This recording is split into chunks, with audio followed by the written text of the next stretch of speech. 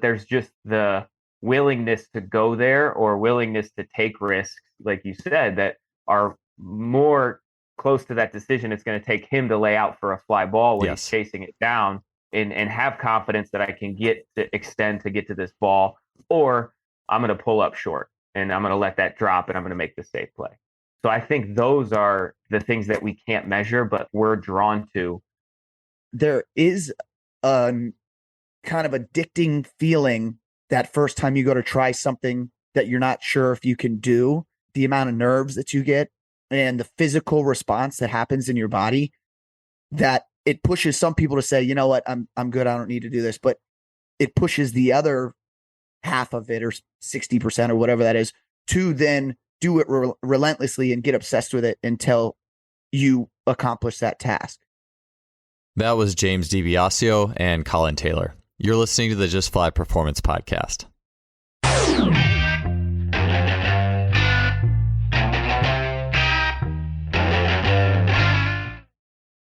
Today's podcast is brought to you by our longtime sponsor, SimplyFaster.com. There's 2 items I'd like to talk to you about today that you can find in Simply Faster's online store. Whether you're a coach or an athlete, these are both things that you'll find highly useful as tools in your training toolbox. The first is blood flow restriction training methods. And after hearing about blood flow restriction training for years now, as well as the results that athletes are getting with it, especially in, for example, lactate sports like swimming, 100-meter freestyle, and not only hearing of that, but also seeing how much some swimmers had liked that type of training method, I knew I had to start trying it out myself. So I've been utilizing the air bands. I really enjoy it, both the feeling while I'm actually training with them, as well as seeing the visual result of spending time training with the methods and then the strength result. They've been a really cool training tool, and I would definitely recommend checking into air bands. SimplyFaster.com also has B Strong brand blood flow restriction. The second item is the VMAX Pro, and this is a new option for velocity-based training, barbell tracking. It provides valuable load-based data, including speed in all phases of a lift, and it delivers key metrics such as power, velocity, distance, as well as duration of effort. The VMAX Pro system measures any lift you can think of. It's portable, durable, and intuitive. You can check out these 2 items and much more at our sponsor, SimplyFaster.com's online store. Let's get on to the show. Welcome to another episode of the podcast. It's been enjoyable in the last or recent years to see more and more elements of athleticism show up in sports performance sessions. 2 coaches who are really putting athletic performance in that athletic performance equation are coaches James DiBiasio and Collin C.T. Taylor. James and CT work at T3 Performance in Avon, Ohio. They were both college athletes in baseball and football, respectively. And James and CT have been running the excellent Cutoffs and Coffee podcast since 2020. They actually had me on as a guest several months ago, so here I am flipping the script on them, having them as guests on this show. We'll be chatting today about their incorporation of a variety of athletic skills, abilities, calisthenics, flips, and different game speed modulations. How do they incorporate that into their training? They'll be talking about a constraint-based approach to athletic speed, leveraging and infusing principles of intuition and chaos into training days and even in strategic points in the training week. Finally, we'll be chatting on difficult training routines and capacity building, so they'll be giving their take on that element of the sports performance equation. This was a fun podcast, lots of takeaways, and I really enjoyed having James and CT on the show. Let's get to episode 320. All right, fellas. So if you had to say who intakes more caffeine in a given day between either of yourselves, not collectively, and Will Ratelle, who would you say is the winner on that one? Will Ratelle. By a little or a lot? I think by at least one Bang energy drink. Will's got a lot more body to fill up with caffeine too. You know, so maybe we can underdose but get a bigger effect because of just our sheer size compared to him. But you know, we could go head to head. We could go 2v1. I wouldn't mind. Yeah. I wouldn't mind. Accepting the challenge of a caffeine off of some sort. Yeah, if it was maybe with the medium matter, if it was like coffees versus Bang energies or anything like that. I mean, Joel, we named a whole podcast after it. So if that tells you how interested we are in coffee and caffeine, Will didn't name his podcast after caffeine. So I think we get a point for that. Yeah. We're willing to go there. You know, I think we can test the waters with that. Yeah, I know you guys would beat me for sure. I mean, I'm on like 2 espressos, 3 espressos. Maybe I'm trying to drink more like mud water and stuff. So I'm totally out. You guys, rookie numbers. Yep, gotta get those up. I wasn't at rookie numbers when I first started the whole Just Fly Sports thing. I was literally, it would be brew like a 7-8 cup of coffee, kettle, and then just drink it by noon and like just type like crazy. And I think I started to go work out in the mornings, and I would like get dizzy, and I'd have to just go like pound like muscle milks or like go eat something. And that was that point that I realized that might not have been such a good thing for me. And I think I've kind of been finding a level point since there. So maybe back in the day, in my prime, my mid-20s, I think I could have hung in there. Probably not now. When I first got this activity tracker, I went 1 whole month caffeine free because it would give you a readout. And it would say, these habits help you perform. These habits have a negative effect on your sleep, blah, blah, blah. And I was waiting for it to say at the end of the month, when you dose caffeine, whenever you have caffeine intake, your sleep goes down this much, whatever it was. Well, after 30 weeks caffeine free, 30 days is all I did. I couldn't go 30 months or 30 weeks. 30 days caffeine free, a notification was sent to my phone that said, your lack of caffeine has not changed your sleep at all. So after that, I decided, okay, I'm back in. I'm all in, because that's the only reason I stopped. And once I realized that wasn't true to at least my body, I decided to move on and continue the dosage. Hey, well, that's where the data is certainly very helpful. Without that, we'd just be stuck in, well, I don't know, is it good, is it bad? Right. Would hate that, wouldn't you? I need to check that myself. Guys, one thing that, in watching like some of the social media and what you guys are doing with like just calisthenics and human movement, I was swimming in the pool the other day. I had this thought of like, there's Squat-tober and Dead-cember and then Sprint-tember or whatnot. But I was like, what about Athletic August, where it's like all these like tricks and calisthenics. And anyways, I saw you guys were doing like, like bar stars stuff, like calisthenics and like flips off the wall. So between who's like the originator of that stuff? Like, is it UCT or James? Like, what is there any sort of like, are you guys trying to find like new ways to level up on those types of abilities? Or give me a little bit of the background. Maybe CT, why don't you start, and then James, you can chime in. Sure. Well, so James and I have been training partners for 4 years or so now, right? And I think we got to the point where we just got bored with the regular stuff. So I would try something, he would try it, he would try something, I would try it. He actually spent a summer on pull-up bars doing all the tricks and all the spins and all the things like that. And that was something that I was never able to do. So I decided during one day of our training that I was going to try to knock out these 360s and these spins and jumps and things like that, and picked up on it pretty quickly. And after that, I decided the next few months I was just strictly going to dedicate to athletic expression.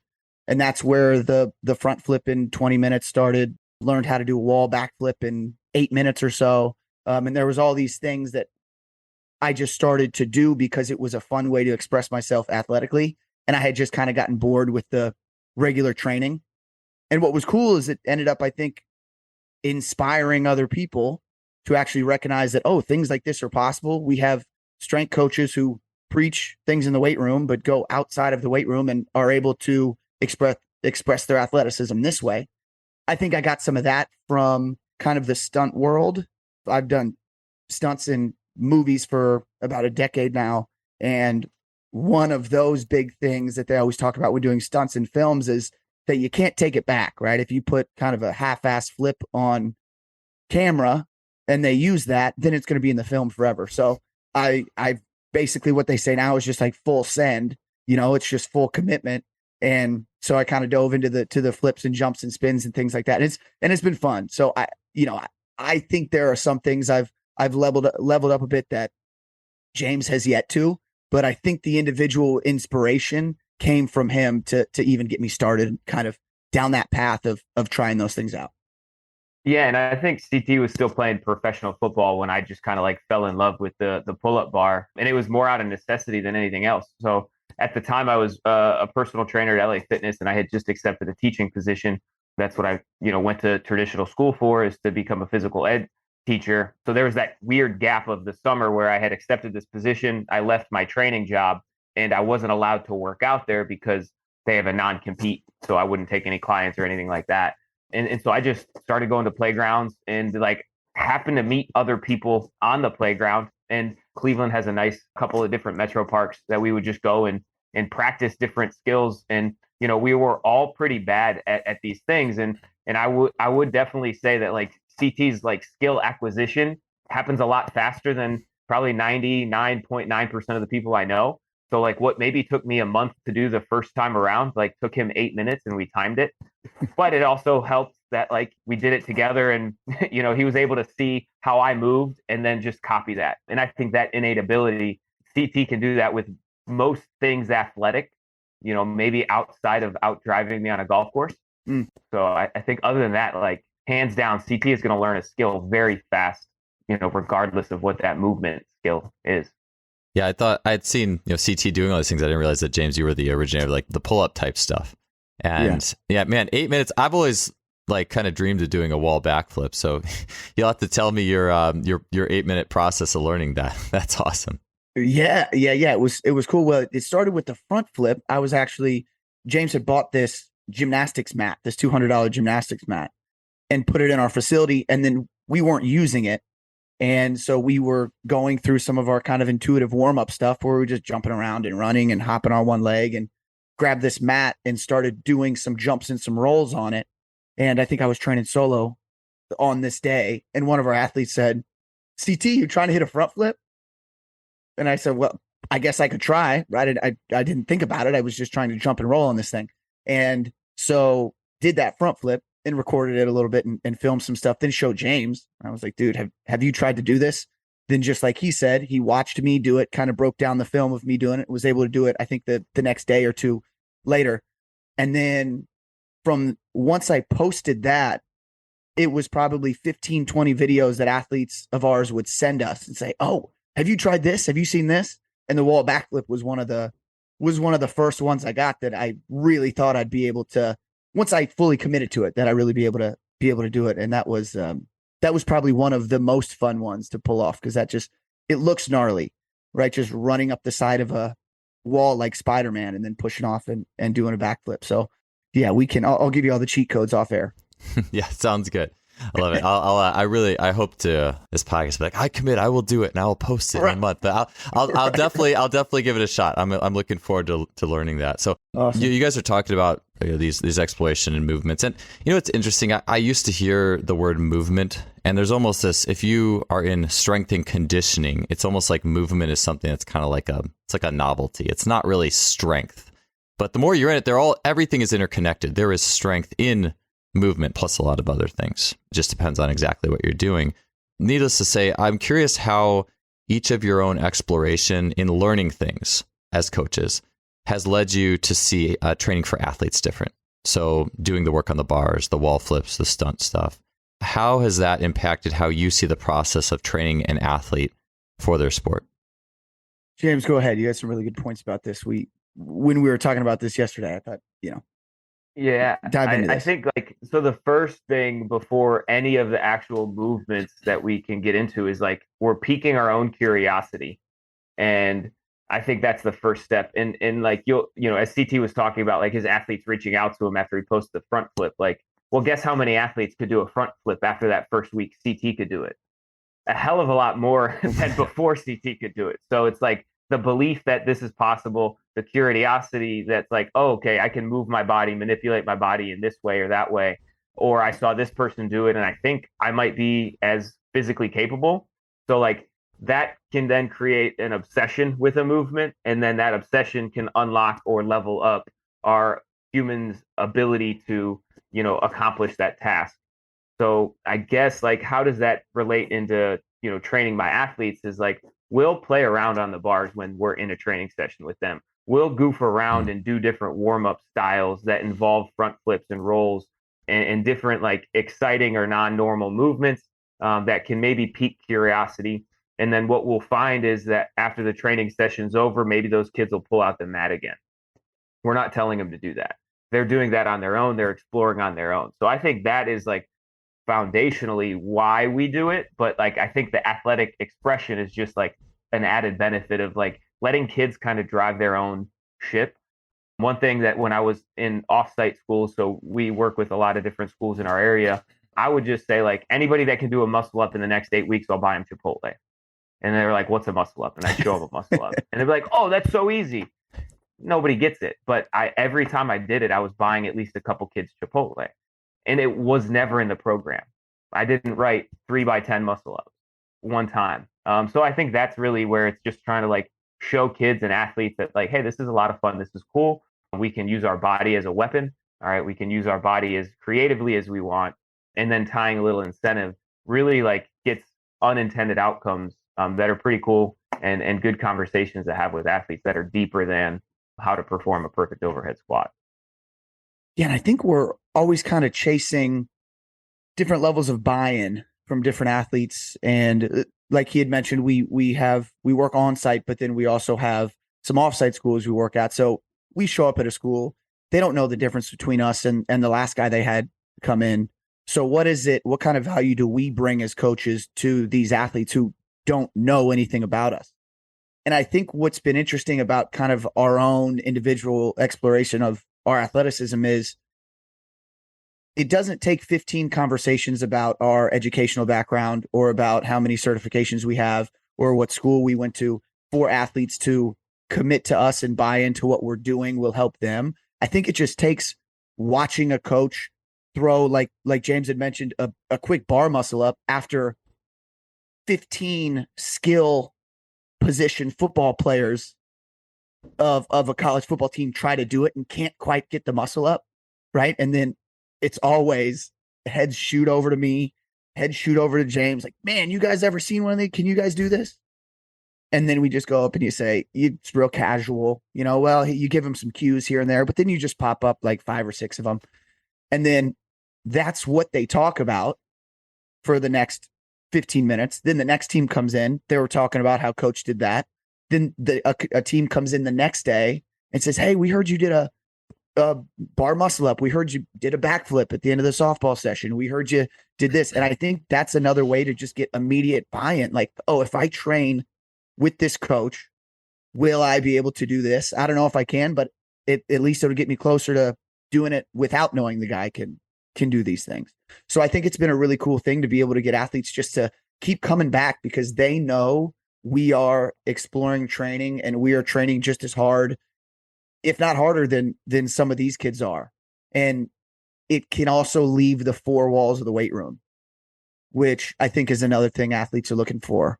The weight room warriors, like we talked about when we all did our podcast together, they're going to stay in the gym because they're good at it. Right. And they feel a sense of accomplishment and they're not challenged as much in the gym. But as soon as you get outside of those 4 walls, I mean, what can you show us athletically? So I think they see us as coaches doing it in the weight room and outside of the weight room. And kids just seem to, I say kids, college athletes, professional athletes, and they just seem to kind of be drawn to that. Cause it's like watching your favorite athlete growing up. Allen Iverson does a crossover. So I'm just trying my crossover all the time, and so I got better at doing a crossover. And I think athletes kind of look at it that way, not saying we're their favorite athletes, but just seeing that people who work with them on a daily basis are able to pull off some pretty cool stuff, I think gives us a new level of buy-in. I think that's such a great way of putting it. I have memories of like when I was maybe 5th or 6th grade. I remember and James, I didn't know you were a physical education. That was your background. I remember watching my PE teacher who was like 5'9" maybe, and probably about 40 years old, go and like just jump off 2 legs and hang on the rim with 2 hands. And I was like completely blown away. Like I was so blown away by that. And I think that kind of, I was obsessed with jumping anyways pretty early on, and that did nothing but help fuel that fire. And it's so much of it, even coaches, they play the role of a parent in some way, shape or form, and I watch like my son, he's 4, and he watches me do like handstands and, that kind of stuff, maybe some very low level breakdance type moves. Occasionally, if I'm doing like I like to warm up with those types of things. And I've shown him videos of breakdancers and stuff too. And like, he'll just be sitting there and like, if music comes on, he just starts trying to bust out all his renditions of breakdancing moves with amazing skill for a 4. I'm like blown away.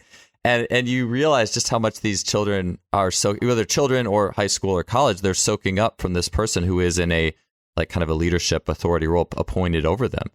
And it is interesting to think. I think about this a lot. Is it's almost like our results. The results we get are directly proportional to the sheer mental drive and desire behind what we're doing, the emotional states that we can drive up.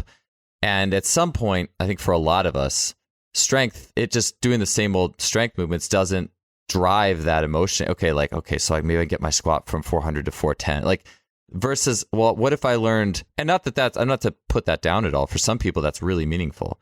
But for a lot of people, it's more meaningful. Hey, can I do this flip? Can I do this muscle up? Can I level up in some other physical abilities and apply that same like drive I had with my sport when I was younger to this now, to all these movement outlets, like a tree branching out, like things getting more complex. I've been thinking about movement and coaching as a tree. And I just love how you mentioned that, like as athletes see it, because I see my children see that and I see them motivated to explore their physical options. And I absolutely can see that with athletes. And I think I remember that was a thing as well for me in all my years of coaching when I would do various things. If you are in a leadership position with athletes, they should be impressed with something that you're showing up doing. If they watched you train, they should see that drive and commitment and passion that you have and be inspired by it, whatever outlet you can maximize that with. And for some people, it is absolute physical strength, but there's a lot of ways to express that. I think one thing that reminds me of is something that I talk to our new coaches as we hire and grow and are trying to develop our younger staff is like, I tell them to train like their career depends on it. And I don't mean increase your back squat, right? I mean, explore. Like as a coach, we need to be doing that. And I think one thing that CT does such a great job is in the public and private sector, whether we're at a college working with a team or whether we have paying clients coming to our facility, we do these things, but it's never about us. And it's never about like, look how sweet I am for doing this muscle up, because like that could be taken completely the other way. You know, it's always about like, hey, I can do this and I believe in you and you can do this too. And it's like not like show offy. It's nonchalant. It's like we focused on this, and then having those conversations really drives home that like curiosity, as opposed to like CT's so sweet and CT's going to tell everybody how sweet he is. Like they get that, but like you know what? It's just more of like a playful exploration. We're at a playground. We're having fun. Well, I'll tell you how hyped we were. I was excited when James and I hit the front flip for the first time. But how hyped we were when we had 4 or 5 athletes come up to us after a training session and say that they wanted to learn how to do this after they had trained. And so we brought out the mat, we talked through them and you know, both the front flip and a standing back flip. And we had, the first week after we did that, 9 or 10 athletes hit full running front flips and standing back flips who'd never done that once in their life. And these are, you know, pretty well trained athletes. Seniors, high school, freshmen, college. We've got some athletes, you know, older than that who did the same thing. But just to see the look on their face and how excited they were to be able to accomplish those tasks, I got way more out of that than I did when I hit it. Because when I hit it, I thought, oh, this is okay. This is cool that we can do it. But I think that's why we're in it too, as coaches, because we care about the performance of the other athletes, and to see them be able to do something like that they never thought in their wildest dreams they were able to do. And all it took was a little push from James to the boss to get the money to buy a gymnastics mat. And then for me to get bored with a warm up to go try to throw a flip. And like, that's literally all it took. And these kids will now come back to the gym, forever, when they come and train, just because how excited they were to be able to accomplish those tasks. And I don't know if people are doing that at other places, but we're doing it by the masses at the place that we're at. So I know that's a little something different that we're bringing that athletes can't find other places. Because again, we're strength coaches. We're always trying to show our worth, right? I can get your front squat up to this. I can get your back squat up to this. But then you'd have to go to a gymnastics gym to be able to do bar muscle ups and flips, things like that. Well, you come to T3 Performance, we kind of do it all. You know, you're going to sign up for my new gymnastics class that I'm putting on starting next week. You know, who knows? So it's a fun journey. And again, it gets us out of just the monotony of what we're doing every day between those 4 walls. Yeah. When you branch out like that tree, like if you start at the root of just strength and physical, like the very baseline physical competencies and the level of just muscular tension and structural integrity, and you start to branch out into movement, one of the cool things is you can level up more often. I know Michael Zweifel, I think he's taken that even to the point where it's like, here's a level 1 I don't know, I guess maybe you could say bear crawl. There's different ways, like level 1 bear crawl, level 2, maybe you're throwing a tennis ball back and forth to yourself. Level 3, like it's like you can level up much more often in a variety of things. And you get that. I've heard podcasts where they talk about it, like why are role-playing games so addictive? Is because like, well, you're leveling up all the time and you get like a dopamine hit. It's like, well, how much more relevant to level up in real life, and to actually be able to go and hit these skills versus like the weights. Yeah. I mean, that is part of the thing that people love about weights right away is, man, every week, I'm putting 5 pounds more on the bar and I feel myself getting stronger. And that's awesome. Like that's one of the things I think we all really enjoy about weightlifting, especially early on. But then, of course, inevitably, that progress starts to slow. If you put on 5 pounds every week forever, you would be the world's strongest man. Like it doesn't work like that. But once we branch out in all these skills, you can be leveling up. And the other thing I'll just say really quickly is with the flips, and I think everyone has their own, you're a stuntman CT, and I think everyone, that's pretty natural for you to go to that. Someone who came from more of a, let's say maybe they were a football lineman, more of a powerlifting background, that might not be their first jump. They're like, oh, I'm going to go right to the flips. Maybe that's different. Maybe it's something else. Maybe it's grappling or jujitsu, or maybe, I don't know. But in my experience, one thing I've really come to appreciate, and part of this was going to Rafe Kelly's Return to the Source retreat last summer, is the appreciation of risk.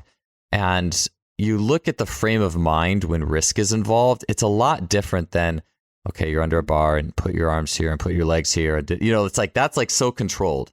But it's like, as soon as there's risk involved, it is a different learning process. And like Rafe had said last year at that retreat, it's like the masculine gets you up to the top of that cliff to prepare to jump. That is the action to get there. It's the action needed. But the feminine is what causes you to jump. That's like the integration. That's all the little pieces coming together in a way that you can't quite explain that got you to jump off that cliff and do whatever, do a gainer on the way down or whatever it was. And that was really interesting to me, because I think a lot of the industry and sport itself is the blending of those two things. It is not just a set plan and do X, Y, Z exactly like this. And it's also not just we'll do it, whatever, just feel everything. It is a blend. And so that's just been meaningful to me. And I love just hearing those stories. Yeah, like people like seeing you do the flips and then all these guys hitting them. That's got to be so rewarding. Yeah, that's it. I mean, that's what I come home after 10 hours of work and talk to my fiance about. It's like, those are the stories I tell. How was work? Oh, this was pretty cool. So we had a 240-pound former defensive lineman throw a full running front flip. Like, wait, what? And it's, we can talk about all the other stuff, but that is the thing that gets me up in the morning.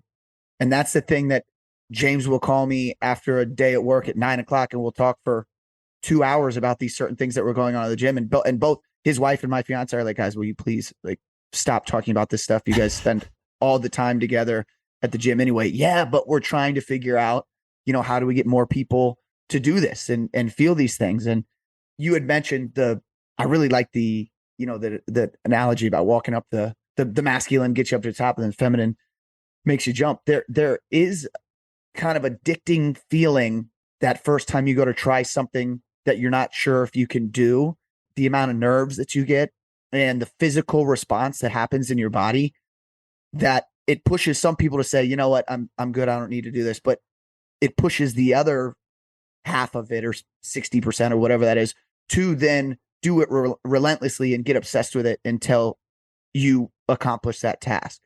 And there are only a few things, I think, in life that make you feel that way. Like you mentioned, you can stand under a bar and be nervous to do a back squat, but if you miss, you just jump out from it. Mm-hmm. Right. But if you go to a high cliff, or if you run, and I'm thinking specifically because we were talking about that wall backflip, I ran up that wall probably 50 times before I ever even tried to jump off it, because I kept getting that feeling of, I don't know if it's terror or anxiety or self-doubt or all of it in some crazy bodily fluid cocktail. You know what I mean? I don't know exactly what it is, but there's something that pushes competitive individuals to chase that. Mm-hmm. And absolutely, to give that same feeling to your athletes is what's is a big thing that's going to keep them coming back often, because it's not an easy thing to get on your own. I think it takes a little bit of a push, literal or physical, literal or metaphorical. But it takes a little bit of a push to get them there. And once they feel that, it's addicting, and they want to come back and do it. And that's kind of what scratches our itches when it comes to performance stuff like that. Quickly, I wanted to let you know about the chance to try out Performance Herbalism for only a few dollars shipping costs and get one of Lost Empire Herbs' flagship products, Pine Pollen, for free. Switching to an herbal emphasis in my supplementation has been a life-changing switch for me. Just as nature is by design balanced and sustainable, I believe that the more natural our diet and our supplementation is, the better. I love and use several Lost Empire Herbs products that boost not only my energy, but also my strength. These include Shilajit resin and the Phoenix formula.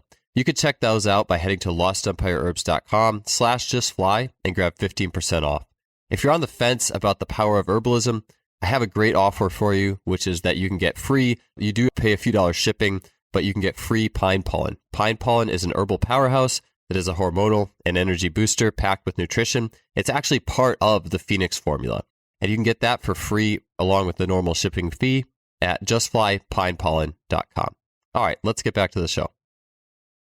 You know, you think about sport, like, you know, you play football, you know, my team sport was basketball. And then of course I did track, which was very more controllable. But so often all those things in sport, I think all those like split decisions, learning a skill in sport, I would say it's closer to the mental process that happens when you're going to do that flip off a cliff or learn like a swing, you know, a swing gainer type thing than the process of getting under a heavy weight. And I will say, when you're going for a really heavy squat and you start to drop, you do get some more of that drop off the cliff mentality, for sure. Without question, it's still there. But I think it's even more when there's more risk. And even one of the things I really like doing in the gym, and you know, depending on if people have it at their facility, is trying to recreate like a parkour in the stream, like just box to box, just lay out boxes, different heights, you know, hopefully probably not more than 6 inches difference, maybe an occasional 12-inch, but just have the boxes at, you know, 4 feet apart to start. Can you alternate bound over these or single leg hop over these? And then just keep pushing them apart, keep pushing them, and watch the athletes who accept that risk of, I mean, you know, the worst that can happen is you kind of miss and have to sort of bail out. Like, I've never seen anything that bad happen, but there's a little risk there. And it's just like the bigger that risk becomes, you have the option, and most people will choose to go for it. I mean, it's really cool to see that. And when just like small amounts of controllable risk are involved and thrown into the gym. And so it's a lot of fun to watch athletes like mentally work through those things and create that every day for people. And that like speaks to the yin and yang of like what training needs to be for athletes, because if we're only working hard in the same direction all the time, like the diminishing returns we're going to get from like adding 10 pounds to your back squat, like you mentioned earlier, like those are going to happen really quickly. And like that trust to have athletes like, you know, come to us in the summer for our college program, you know, over the last 4 years, we've had less and less conversations about, hey, could you look at the program that my coach is going to have me run, and could I do this instead of what you have on the board? Those questions keep dropping off. Like, we didn't have anybody ask us that this summer, and we've had one of the biggest summers for college athletes. And it's just kind of like, all right, I'm just going to let go and trust you guys, and we're going to have a blast this summer, and we're going to do front flips. And that's what I'm going to remember. I'm not going to remember that I did a 315-pound back squat combo with a backward lunge for 2 reps. Like, man, I'm a baseball player, and it's like, what just happened?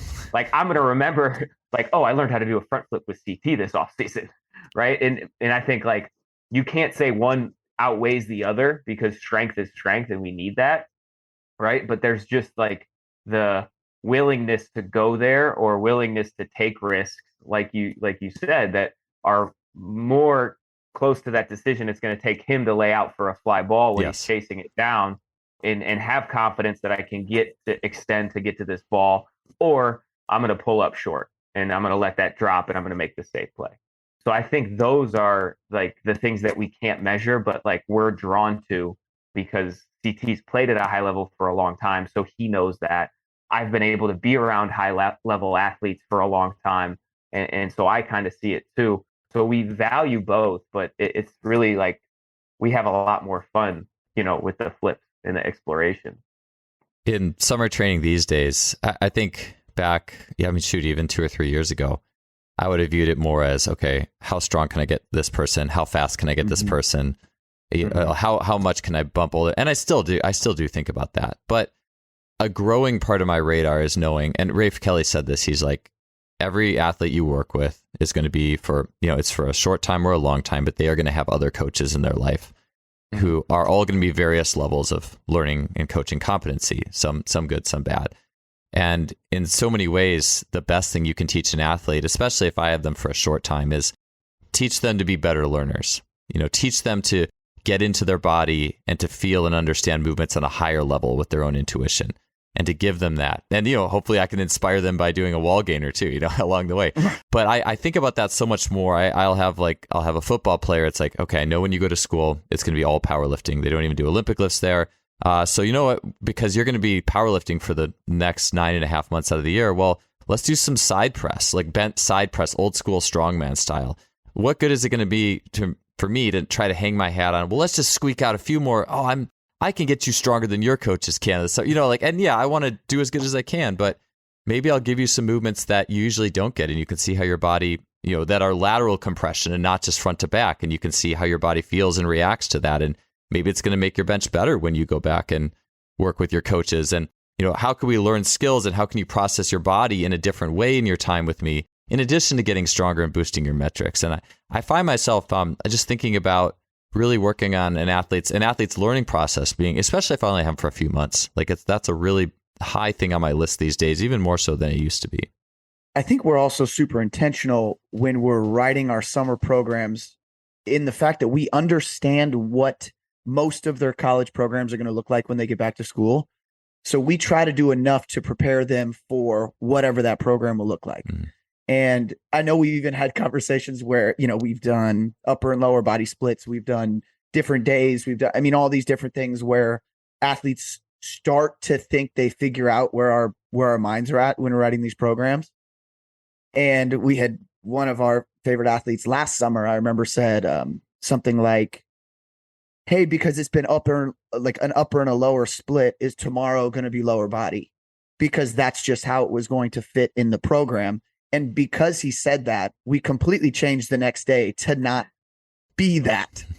And so when he got crushed by whatever this workout was, he said, I am so sorry. I assumed I knew what you guys were thinking. Like one of those things where you proved me right. Like I shouldn't even ask. I should just do the thing. But what that did is, no matter what situation he gets into in school, if there's a coach who wants to back squat more than they front squat, or lunge more than they squat, or press, all that kind of stuff, they will be prepared for it because we've been intentional about preparing them for anything. And I think that's another reason, James, why we've had less questions this year about, hey, can I just, I got this program from, because people start to see it.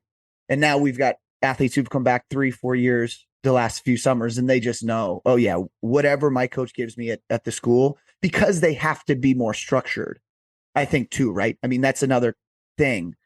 Since they understand that there's structure in that, they want to kind of lose that structure when they come with us and just be prepared to do anything, whether that be a 315-pound front squat grip reverse lunge or a backflip off of, a 36-inch box. Right. We will expose them to all of that. So no matter what the program is that they get when they go back to the school, they can trust us and know that we've prepared them enough for whatever that's going to look like. With all this stuff, how would you guys say that? How has it been received?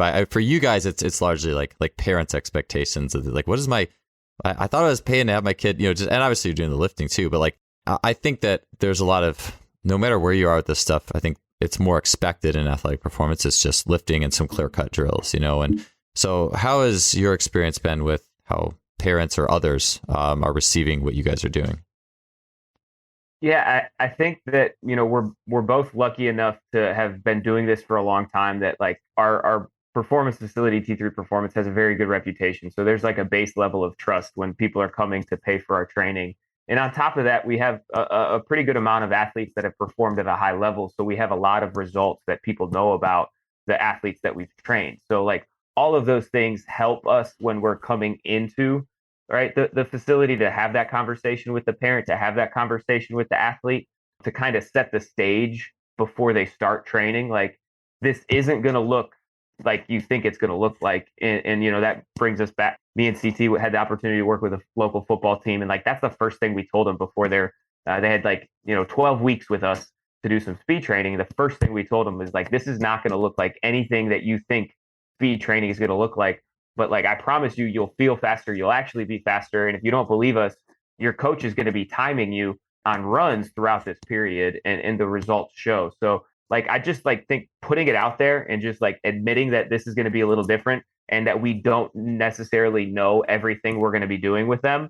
And that if they feel like something was beneficial, tell us. If they feel like something wasn't beneficial, please tell us, so that we have that like initial open line of feedback between the coach and the athlete. That can go a long way to let us explore, because like what clicks with one athlete isn't going to click with another athlete. So definitely like setting the stage before we even get into the training, I think goes a long way. And then not being like stagnant in the workouts that we're providing. So it isn't like, it's like what CT said, is like, there isn't necessarily like a routine that athletes can pick up on and follow, so that they're constantly having to like listen and make decisions in their speed training and in their weightlifting training. Like, we'll give guidance when it comes to like figuring out weights, but kids are going to have to figure that out on their own.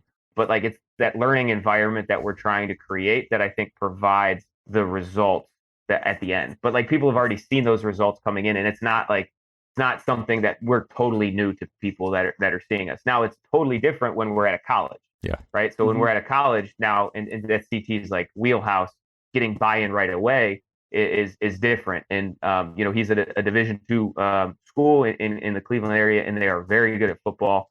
And we had to get buy-in immediately with this team because they've had 3 different strength coaches in 3 years, and we were the 4th. And the funny thing, like, I went in to do the first session because CT was shooting a movie. And it was just like teeing it up for him. But like, the first thing I told those guys is like, hey, after today, our back won't hurt and our hips will feel better than they ever felt. And like, walking out, guys are like holding their hips. Like, damn, coach, like, what's your IG? You got this shit on IG? And I'm like, yeah, I post sometimes, but like, just wait till you meet CT. It's even going to be better. Right. And so now he goes in and like, he's providing them an incredible experience, that learning environment. And I think that's where being able to like take a step back and realize that, like, what are athletes thinking coming into the facility? What are parents thinking coming into the facility? Most people aren't going to know how to turn a treadmill on, let alone like, oh, well, I should have been doing ace skips. Why am I doing cartwheels in my warmups? I should have been doing ace skips. I got to go to another facility. Like, people don't necessarily know how to turn a treadmill on, so they're not going to know what we're doing is like weird yet until they see other things, Yeah, it's a good point. It's interesting, yeah, that process of getting buy-in, and I think it's a little bit different for every facility. It is definitely, I think too, I could definitely see, like you said, the college university sector being a lot more difficult and challenging to integrate that than the private sector. And it is true as well, I think, that the private sector, like the summer of training is kind of, if it's the off season, it is totally different. Than it's like, all right, we're training, we're kind of right, we're in, or preseason or whatever. So with that in mind, take me through maybe either scenario, whatever direction you want to, either that preseason football or what it looks like at your facility and its summer training. Take me through the balance of the intuitive work and then how you filter in or move into the strength part of the program. Go ahead and start with that, James, and then I can talk. I'll lead in with college. At the school. Sure. So we kind of see like the speed work, right? So in our typical session, we run 90 minutes of training, and the first half hour is going to be a blend of like warming up and doing speed. And we have like your traditional speed work, which would be like a dedicated day for acceleration. And then we have our like small-sided games, and then we have our just open games. And we typically kind of like, if kids are coming in 5 days, they're going to be getting probably 2 traditional days of like what you would think speed training should be. But like, there's a lot of nuance in there because like no day is ever going to be the same. And then like our small-sided games could involve, whether it's med ball tag, 4-on-4 or 4-on-1, whether it's like making reactionary decisions, like we're trying to fill. We have 4 cones set up, 2 athletes are running to 2 gaps, and a running back has to weave their way through. So those are like the small-sided kind of decision, change of directions. And then every Wednesday we open it up and we have game day, and we'll play speedball, kickball, name a game. We've probably played some variation. We'll change the rules halfway through. So it's going to be like 2 traditional days to 1 small-sided and 1 open day, with us being able to change that at any time because kids are getting used to it. Yeah, that's a great point. And yeah, so we run that, what, 3 months or so, 3.5 months or so in the summer. And then we have athletes all the way from Division 1 to Division 3 and NAIA, and are all over the place. Got some guys at Ohio State and then some other players at Youngstown. And so you get athletes from all different backgrounds and all different sports. And we tried our best to build a culture where they all feel like they're coming and training with their best friends. And I think that's another big key about it is we've been able to put them in situations where they get to learn about each other. We work with a mental performance coach. And so we will have 15-minute conversations about, what is your hardest thing to get over when you're struggling in baseball, or when you're on a cold streak on the basketball court. And kids will get to learn about each other. And that's cool too, because then they show up and you see the relationships they've built between each other. And even though it's tough to come in at 6:45 and start training at 7, you'll see kids coming in with smiles on their faces because they're excited to be there with their friends. And I think that's another thing that's been a big success, big part of the success for what we've done, is just the relationships we've been able to kind of let them build, if that makes sense. And how it works for me when I'm off site and at the school, at this Division 2 school we're talking about, it's Notre Dame College on the east side of Cleveland, is I understand as a college football player the mental kind of place that these athletes will come into training. It's all right, I'm here for football. My head coach loves the weight room and loves the speed work, and he's hyped all this stuff up. And then I'm going to show up and I'm a junior this year, so I really got to make sure that I'm dialed in. And kids come with a lot of tension. And the first thing I try to do is either make fun of them or make fun of me. And that seems to like break a little wall down, that when they see the guy standing in front of them with the whistle and the coach bucket cap, that like, this guy doesn't take himself too seriously, so I shouldn't. Right. And that's kind of where I start with my training. And then we get through our warm up and we do whatever we do. But I always try to give them one thing every day that I can do that I know most of them can't do. And sometimes it's easy as, just like single leg A skips. And I'll just have them do it, and I'll have them do it over and over and over again, just so they are exposed and recognize how bad they are at it. Right. And again, kind of breaking it down, like making fun of them here and there, because I don't want it to be like I've got to be perfect for everything. And I always tell them I don't make the decisions if you play or not. Right. So you don't have to always show up for me and succeed for me. So I always try to do one thing that I can do that I know they can't do. And again, it could be hit a backflip and then backpedal into a sprint. And then I'll say, all right, you got, here we go. First group up, ready. And everybody's all super nervous and I won't actually do it. But, just like things like that, throwing it out there to kind of like breaking those walls down. And then we do the similar things with the speed work. I will do a lot of the technical things because I think it's important for the athletes to understand that we know what we're talking about, so it doesn't seem too off the cuff. But then also, depending on weather, depending on space we have, depending on what equipment we have, which is often not much, then I'll set up similar chase games and drills. And then you're just getting high level competitors in a competitive setting. And then I just step back and watch the magic happen.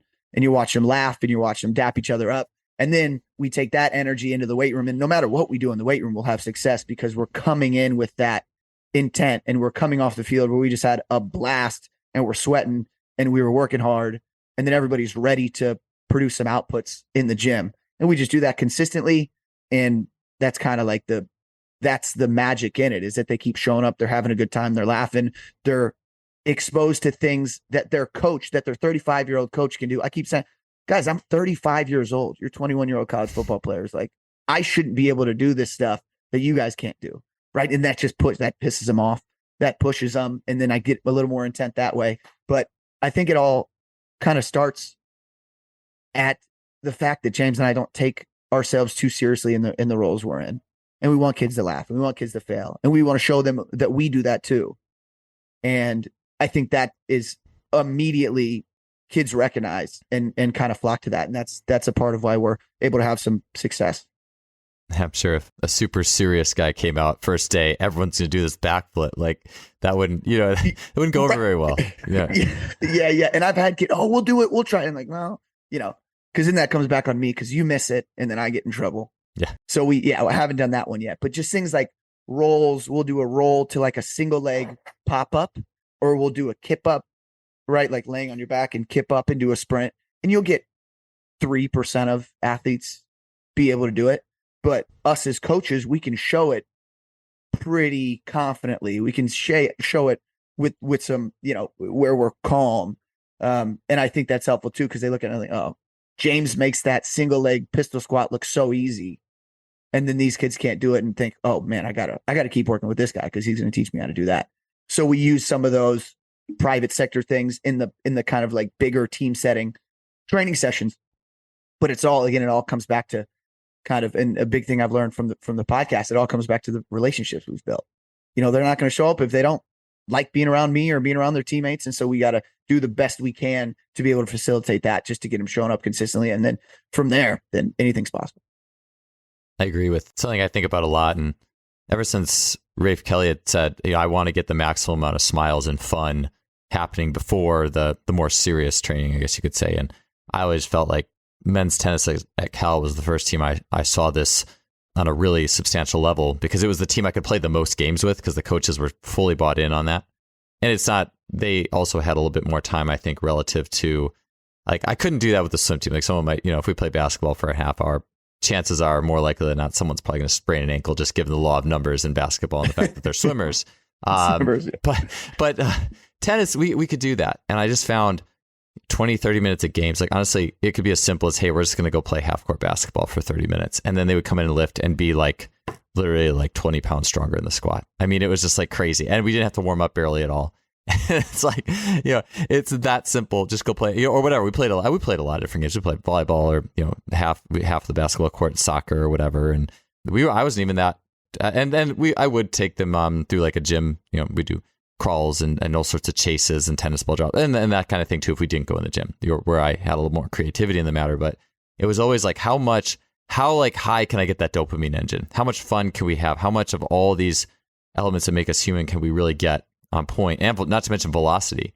And then the lifting was like almost a function of that on some level, especially we all know the days you come in, you're kind of sore, you're not feeling good. And sometimes it's not even the workout, the warm up. It's like, okay, what are the magic ingredients that are going to get me feeling better and make my lifting better today? It's like, well, how about the community element? The fun, like interacting with other people, like that energy is really important too. So that's what I find myself thinking about a lot, is how can I use whatever tools I have available to really max out that and it's always intuitively as well, for the most part with that. Mm-hmm. I mean, the game's super intuitive too, but to really max out that fun factor and the smiles on people's faces, and then get to some of the more traditional type things. And I think, like, more than anything I could say as a coach, creating an environment is going to be the most beneficial for the athletes that I'm working with. And whether that's like me creating an environment that's welcoming for athletes, that they have a good time, or me intentionally doing drills that are providing an environment that gets an athlete to feel a certain thing. So, we have that like community aspect, but we also have, like, I can have an athlete do a shuffle holding onto a mud ball on the ground and like tapping it as they go side to side, right? Or I could say, get low till I'm blue in the face. Like, I'm just going to put the med ball on the ground and I'm going to say shuffle with it. That's more powerful to change the environment than it is for me to try and cue, a million times the same thing over and over again and not get any better of a result. And so then once I started kind of realizing that just like opened up into pretty much every category of speed that we could do, is just, let's just change the environment, and let's change the environment again. And I think we were talking about it before we started the show, is like, we could run with the dowel rod at our chest to feel that hip shoulder separation, right? If we get bored with that, we can do it with a med ball. If we get bored with that, we can hold a dumbbell. Like, we can change the environment of the drill to get the outcome we want way easier than trying to say, hey, when you're running, it's actually rotational, even though it's linear. So do that. Like, that's not going to work with a 12-year-old kid, right? And it's not going to work with a college kid who's been taught linear acceleration is going at a horizontal force vector of this at perfect 45 degrees and moving like a robot. Like, but if you can get a high level, we had a fullback that's, goes to the Air Force, and he was very boxy. And so he just had to hold on to stuff every time he would run. And like now he moves like a running back and it's great. But like that wasn't what I said. That was the environment we created for him to learn how to move differently. And then pairing that up with the small-sided games allows him to express that in a environment that's competitive but not outcome driven. It's process driven. So he's not worried about messing up in this game of team handball because that coach is going to yell at him and pull him off the field. He's worried about scoring in this game of team handball so he can talk shit to the 7 a.m. group who he's playing against. And I think those are so like cool changes to watch because you can quantify it because we see our flying 10 get better. Yes. Right. But like you can't, it's quantifiable, but it's also way more observable, from somebody who's had a football background to be able to see, like, I know that's going to be a better way to move on the field. I think, as coaches, a lot of times we want to feel like we're saying something that directly influences the outcome. Give me these things to say, these positions to coach that it's going to make people faster. And I'm coaching, but it's like at some point you have to realize that athletes are running totally different than that when they're actually going full out than this position you want them to hit. And there's all these frames in the middle of positions too. And then there's a level of surrender to give it up to, hey, hold this med ball and feel the rotation or maybe don't even say feel the rotation. They'll get it on their own. And you think about, well, who's going to be like the idea of summer training too? Who's going to be more robust in transferring all these things over to when they go sprint in sports? Someone who had to sprint under 7 or 8 different constraints and be good at all of them and integrate all of them, or someone who was coached in one sprint and told XYZ, of course, it's a person who has all these constraints. They have all these problems they had to solve, and they solve probably most of them like a child solves movement and just intuitively and through feeling absorbs it. And yeah, I think that's such a cool example with the rotation, the boxy athlete. You give him a lot of things to rotate with and he figures rotation out. And I think like a great place to go to watch cueing done just absolutely poorly, and no offense to weightlifting coaches out there, but T3, we have a barbell team, so T3 barbell, but like because of that, I've been able to be in the back room of weightlifting competitions, and like the stuff that we hear coaches say when like the athlete is attempting their heaviest lift is just absolutely hilarious because there's no way they can process that in that moment. And it's like, push through the floor, extend the legs, glutes and reach, make sure we have a strong core. All right, send it. And now finish. 5 things. Think of these 5 things and send it. Yeah. And it's like, meanwhile, the athlete's getting crushed in the front rack, about to pass out. And, I think those are other eye-opening experiences that I've been lucky enough to be around to realize that, oh, shit, that was me 5 years ago. Like, I used to do that, right? And now it's just like, go get it. Very simple. You got this. Speed in so many ways is like that heavy squat, though, because it's just with your body weight, but it's max velocity, maximal reaction to the stimuli, and I think it's an athlete running their fastest in game-like stimuli is very close to how someone at least would take coaching in that uber heavy squat situation. I don't think, even though the squat's a totally different physical stimulus, I think it's very similar from like a mental, what you're processing and all that. Yeah, and another visual that always like kind of cracks me up when I think about like, coaching sprinting. Like imagine if you're a sprint coach and you're coaching an athlete while they're sprinting and you have to run alongside them to give them the cues while they're sprinting. Like, well, that looks ridiculous. Like, and it's just not feasible. So like maybe what we say, it does have some play into it and those conversations matter, but like not in that moment, not during that sprint, not during that lift. Yeah. Yeah, I'm glad you brought that up. Yeah, it's not like I think it's definitely good to have ideas and say things at some point, but yeah, not in the middle of not. And it is funny. It's like, yeah, the coaches are yelling 5 things. Or I remember at the NCAA Division III track meet, it's like the championship meet. You've been going through this all season, and that's like the meet that coaches find it necessary to say the most to their athlete that they've ever said. Like all these coaches, I'm like, God, like you just talked to your athlete for like a minute and a half after that last jump, like.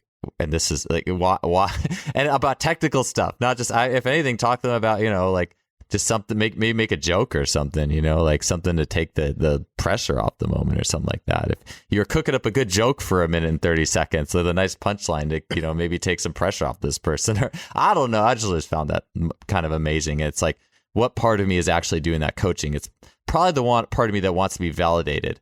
Like, oh yeah, I'm here. I'm the coach. I got you here, and I'm going to validate myself even more by saying more than I've ever said. And it's like, well, how about it's about the athlete, you know? And if it's really about the athlete, then maybe I'll choose to say a little bit less, you know, and let them do what they've prepared for. I've seen it time and time again in football culture because, you know, everybody gets together right before you run out on the field. And the coach always says, all right, guys, 5 things to remember. 1, got to win the turnover battle. 2, defense, you got to show up. 3, offense, and you're like, bro, we've literally been doing this over and over again for the last 7 days preparing for this game. It's like, now is not the time. But that's what I always think. I remember when I was in college, I would nudge my buddy and I'd be like, oh, here we go. You know, time to play Indiana football.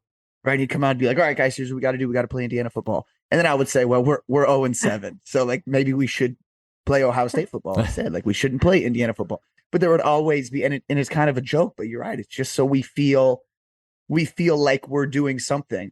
And I've tried to get away from when I recognize myself doing that on the gym floor. I try to intentionally shift kind of my perspective. And an athlete will say, you know, is it supposed to feel like this, right? Or what am I supposed to feel? And I would usually go, okay, well, now, you know, and kind of hands in the pockets or hand wrapped behind my back. But now it's, well, what do you feel? Well, I feel like this. Okay, tell me more about that. You know, why are you feeling that way? What do you think is happening? And then they figure it out and they self-correct. And then it's, okay, why don't you just try that instead? Oh yeah, I think I might. And then good things happen instead of me trying to say, well, here's the problem.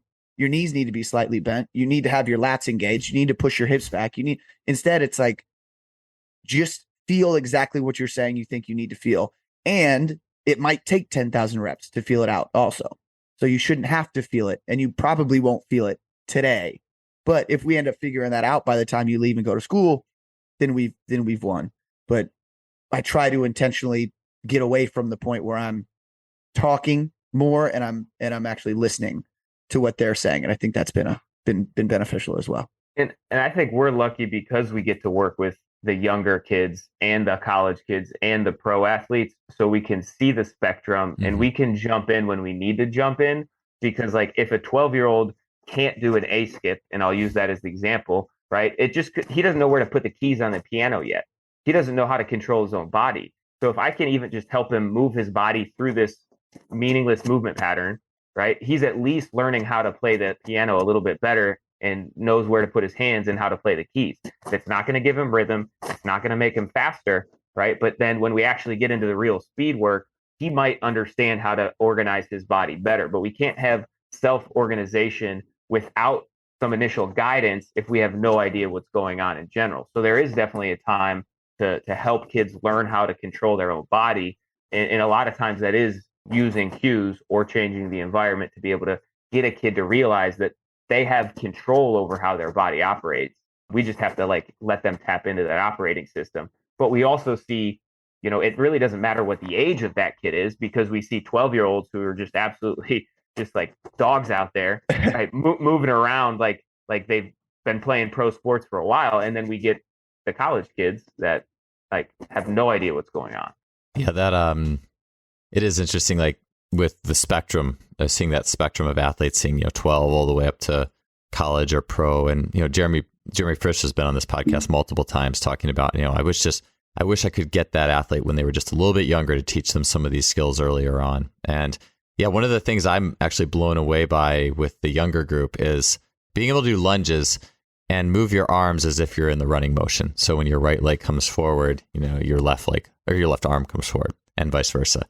And I'm blown away by how hard that is for some people. I'm like, man, like if you can't do this, like I mean, I don't know, man. Like that, yeah, he said keys on the keyboard. Like I mean, it's so simple, but just being able to lunge and move your arms like you're running. I mean, that's about as basic as it gets. So I definitely hear you with that one. I'd like to get you guys' perspective on this. We talked a lot about play and exploration and that type of thing. I'm curious what maybe the other end you could call, I wouldn't necessarily call it, you know, we have strength, or we have the branch of skill then and movement, and then you have, you know, I guess conditioning on the other end, right? Or maybe you could just rebrand conditioning. I know Austin Yoka and Will Ratelle talked about like do something athletic, do something strong, do something that sucks. What are you guys' thoughts on things that are difficult, like high rep stuff, difficult training, things that are very hard? I think CT, it might have been you I saw doing like, it was like lunges, a bunch of lunges, and each lunge has its own like hold to it. And then you keep going, like just things that are repetitive and difficult, like in the, the Jay Schrader realm of things, hard, long, ISO, extreme holds, things like that. Curious what you guys take on that type of thing. So we had a great conversation with Ben Anacchione, who's the head strength coach at Akron University. And he put it better than probably I've heard anybody put it before. But, a lot of times, I kind of always default back to football culture because that's what I was in for 20 plus years or so. But a lot of times coaches will come up with conditioning and have no reasoning behind it and just say it's for mental toughness or mental fortitude or whatever it is. And that's fine. If you feel like that's how you want to get to your kids, if that's what was done to you and you feel like that's what made you the coach that you are today and that's what you want to do, that's fine. But what Ben does when he's talking through his athletes through things like that is, now I know this is going to be bad. I know this is going to be longer than you want it to be. I know this is not going to feel good. I know you're going to be tired and sore afterwards and this is going to suck, but I'm doing this, insert crummy conditioning drill, whatever it is. I'm doing this so you are given a task that you don't think is possible to complete. You will complete it. If it takes 5 minutes, 10 minutes, an hour, right? Some of our lunch things that James and I have done have been an hour and 15 minutes of lunches. Like, we will complete it. And once you do, then the next time you're in a situation where you don't think you can complete a task, I want you to remember this situation where you grew and you were able to do this thing that you didn't believe that you could do. And I think there are things that we set up in different training sessions and different conditioning things and different, like you'd mentioned, ISO holds and hangs. We do a lot where we put athletes in that position and say, hey, I know when I said this is what we're trying to do, you're thinking it's impossible. Look at what we all accomplished. You guys all did this and held this thing for a certain number or pushed this sled or pushed this. I mean, the last thing we did, we had kids leave out 390 pounds of dumbbells. So we made them push a plate 390 yards. And that's another thing. It's like, this isn't going to help you in your sport at all. This is punishment, but it's just to remember you need to clean up your stuff, right? But then at the very beginning, all the kids are, I'm never going to be able to 300. How are we ever?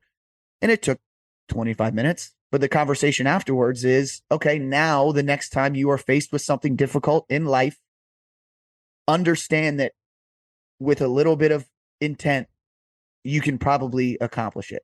And I think that's the biggest thing when it comes to things like that. We've done, James and I did a couple months ago, a mile lunge, right? Just a mile walking lunge where it was, your first step, you think, I'm never going to do this. I'm never going to complete it.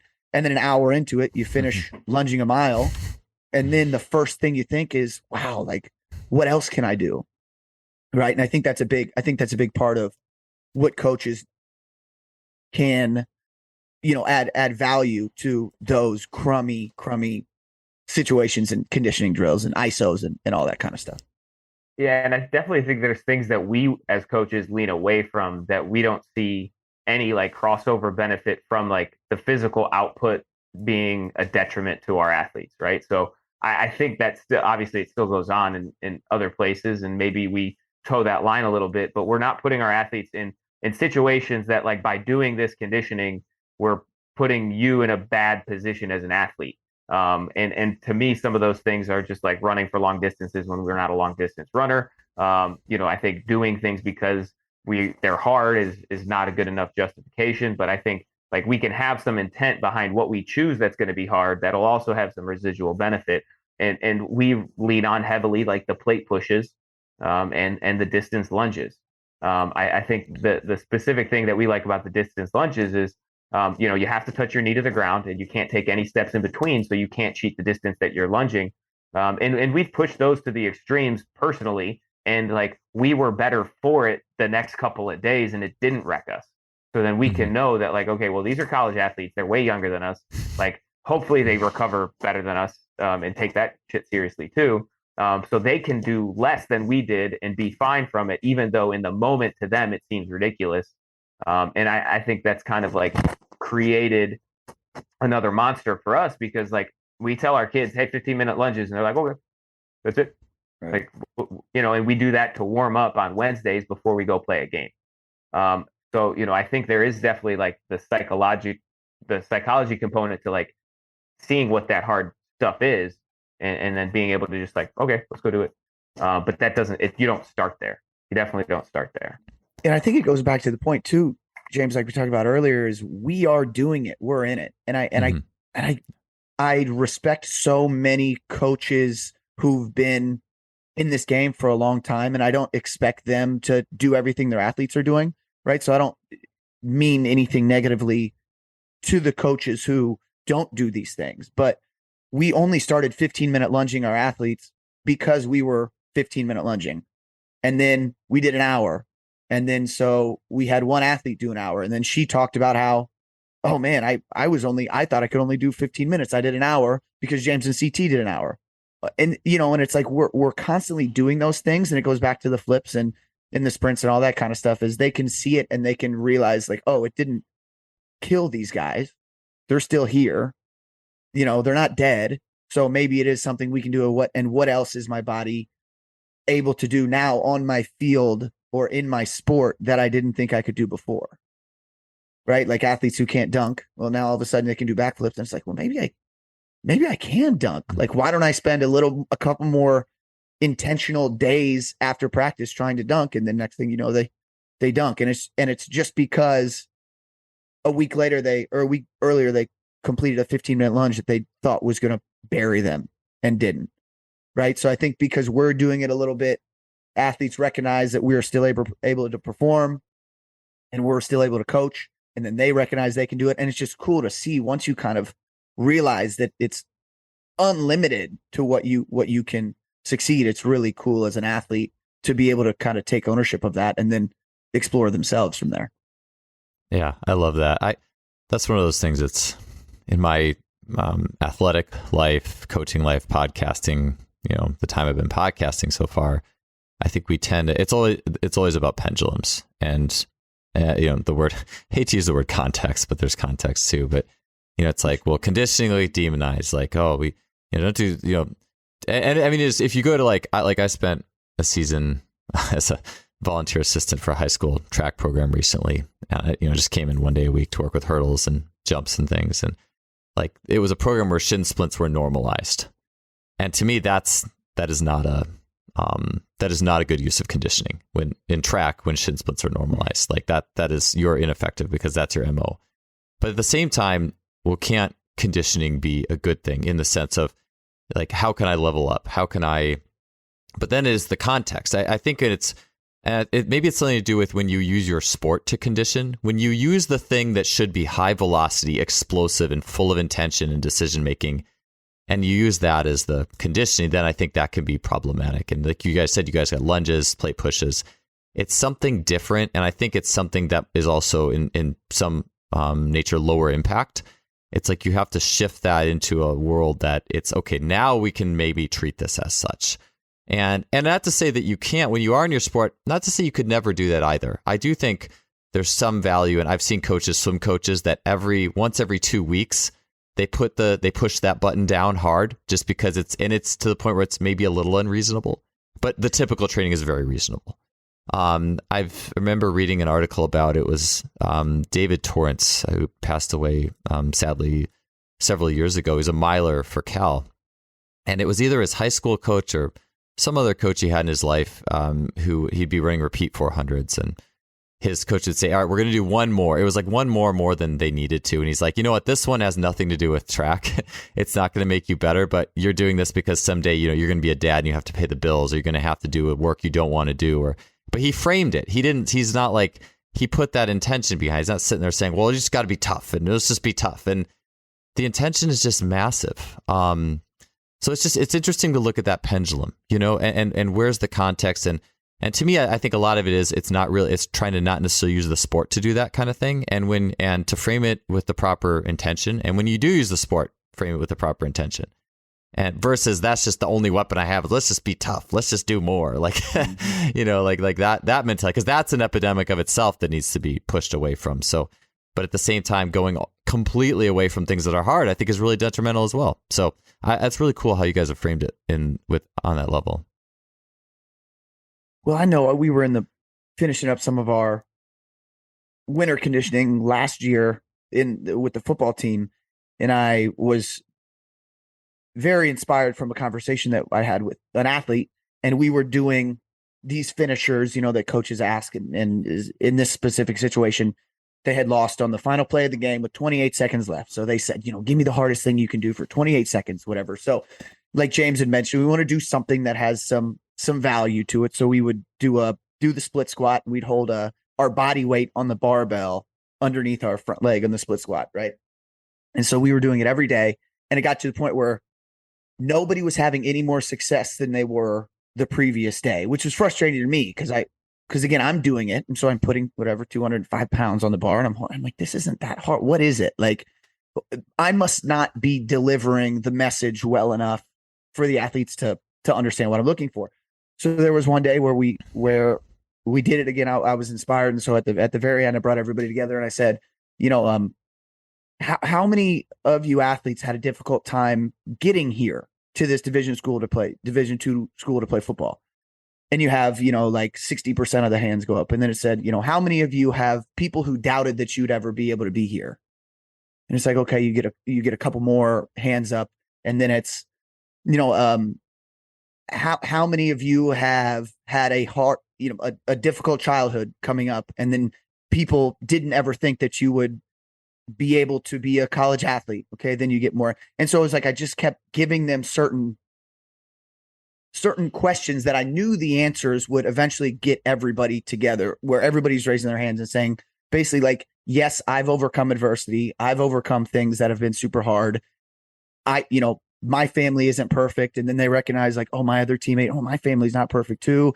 And I have these relationships that aren't great for me and all this. So everybody's got their hand raised. And that's what it was. It said, I had said, you guys have overcome so much to be able to get here. All I'm asking you to do is hold on to this bar for 28 seconds. That's not like you've accomplished and overcome so many things bigger than that. I said, I just want you to put some of that energy into this. Like that's why we're doing this, right? Because there are hard times in life. There are much harder things than playing college football, and we will have to deal with that. And I know that we're all here now because we've experienced those things and had to get through adversity. Nobody's got an easy path to get where they want to be. And we had that conversation. And the next day we had like one or two guys drop the bar when we, the first time, had all 115 of them. And again, I just had to have some introspection and think like, what am I doing wrong that's not getting the output that I'm desiring from these guys? And that's all it was. Like you said, this is not about football. This is way bigger than that. This is proving to yourself that you can do difficult things. And when you face something difficult in the future, which you absolutely will, it's inevitable, how are you going to respond to it? Oh, I'm going to pick up the bar. All right, then pick up the bar. I'm going to hold on to the bar. Well, hold on to the bar then, right? As a metaphor. And that was cool. You have a couple conversations like that, and then people still talk about it months later. And that's, again, another thing where as a coach, you're like, oh, okay, maybe I'm on the right path to inspiring some people. I was about to say that, yeah, we talked about, I'll remember, that backflip, I learned with CT, but like that as well. I remember that time we all held the bar. Like those are things that people always take with them, and they can, leverage that to get a little bit more strength when they need it. And it's like, I've been so convinced that, our training progress, it is the result of the emotions and the drive that in the heart we can generate towards that goal. If that's not there, it will limit us. And, it's like, I think maybe that's what people are trying to get at when they just blow up people with conditioning without actually talking about it or directing it or actually having a plan for it or when or how it fits with high velocity and everything else that's specific. But yeah, I that's definitely what players will remember. I love that story. I appreciate it. Yeah, I hope so. I hope so. Well, anyways, guys, I think that's a good point to leave this one. I had some other questions on like some cool jump training and other things you guys are doing, but maybe we could save that for another time. I think that's a good place to, kind of hang our hat for this show. Oh, yeah. Awesome. We really appreciate you guys being on. Where can people find you? Your podcast, your social medias, those types of things. Direct people where they can check out more of your stuff. James, go ahead. Yeah, so we have a podcast called Cutoffs and Coffee, which is on all podcasting platforms. And we've had Joel on as well. Awesome episode. So you got to check that one out if you like this. And then we also have T3 Performance. Instagram is where you can find our facility that we get to train at. And then individually, I am James D_T3 on Instagram and Twitter, but I'm not good at Twitter, so mostly Instagram. CT. Yeah, all that, and then I'm at The Real CT on Instagram. A lot of fake CTs out there, so don't follow them. Follow the real one. So yeah, and like he'd mentioned, if you liked any of this, we had an unbelievable conversation with Joel on the Cutoffs and Coffee podcast, and a lot of guys and girls and high performers are the people we kind of seek out to try to find to help, inspire us and motivate us. And we've had great conversations through 50 episodes on that podcast. And so we'll keep that going. You can find all of our info there in the podcast, man. We just give you, we're open books, and we try to give you, the best and the worst of us. So hopefully people have enjoyed that, and we're going to keep that going. So we appreciate you having us on. And I think we had another great conversation that people can get a lot of info out of. Yeah, it was really great having you guys. Thank you so much for coming on. James, CT, can't thank you enough. So yeah, talk to you later. Thanks for being on. Back to doing some flips. Thank you so much. Oh yeah.